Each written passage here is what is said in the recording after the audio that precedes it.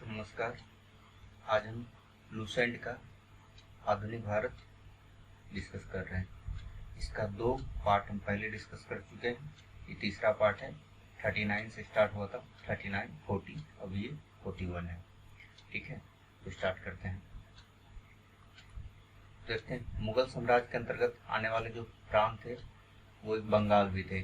बंगाल का जो मुर्शिद कुली खान है वो स्वतंत्रता पूर्वक शासन करने लगा था। वो मुगल प्रशासन से आजाद होने का कोशिश। तो बंगाल के बारे में कहा जाता है कि बंगाल बहुत संपन्न राज्य था। मुगल साम्राज्य के अंतर्गत बहुत सारे राज्य थे, इसमें बंगाल सबसे ज्यादा संपन्न था। और ये जो मुर्शिद कुली खां है ये स्वतंत्रता पूर्वक शासन तो कर ही रहा था, लेकिन साथ ही मुगल बादशाह को राजस्व भी देता था। राजस्व मतलब हर मंथ उसको लगान देना है।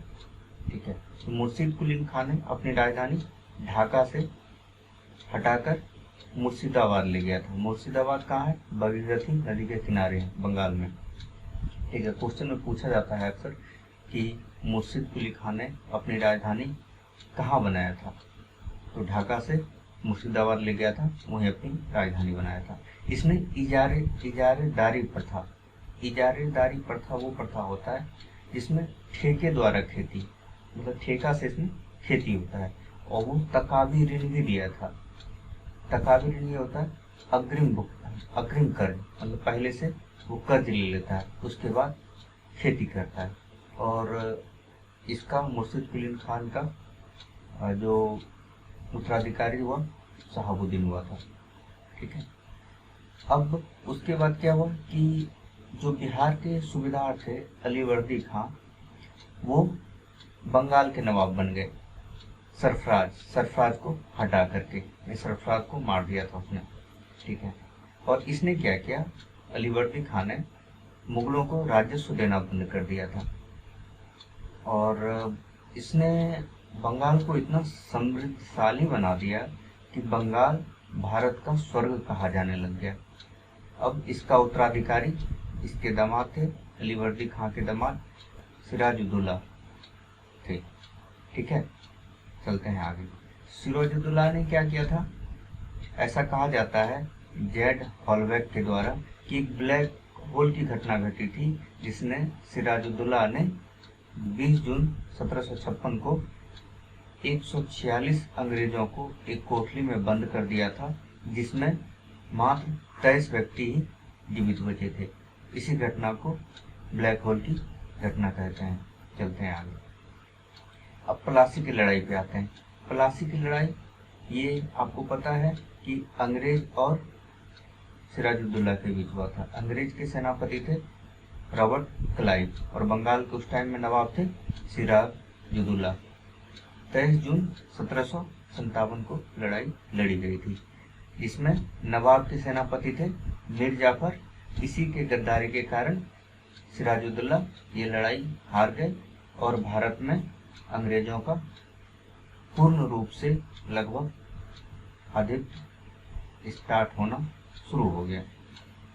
फिर अंग्रेजों ने, जो मीर जाफर है, ये मीर जाफर, इसने अंग्रेजों को मदद किया था, तो अंग्रेजों ने क्या किया, इसी को बंगाल का नवाब बना दिया।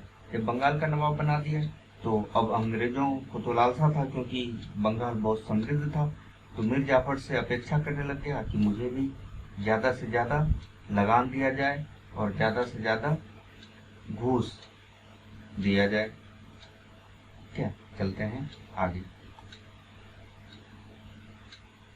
अब प्लासी की लड़ाई हो गई थी, उसके बाद क्या है, ये जो मीर जाफर था ये कठपुतली बन गया था। अंग्रेज जो चाहते थे वो करते थे। अब इनको भी लगने लग गया, मीर जाफर को लगने लग गया कि इतना तो हम इसका भरपाई तो कर ही नहीं पाएंगे, अंग्रेज का तो हम पेट भर ही नहीं पाएंगे। क्लाइव ने जो अपेक्षा किया था मीर जाफर से, वो मीर जाफर पूरा करने में असमर्थ हुआ था। तो उसके बाद मीर जाफर के दामाद मीर कासिम थे। अंग्रेजों ने मीर कासिम को बंगाल का नवाब बनाया।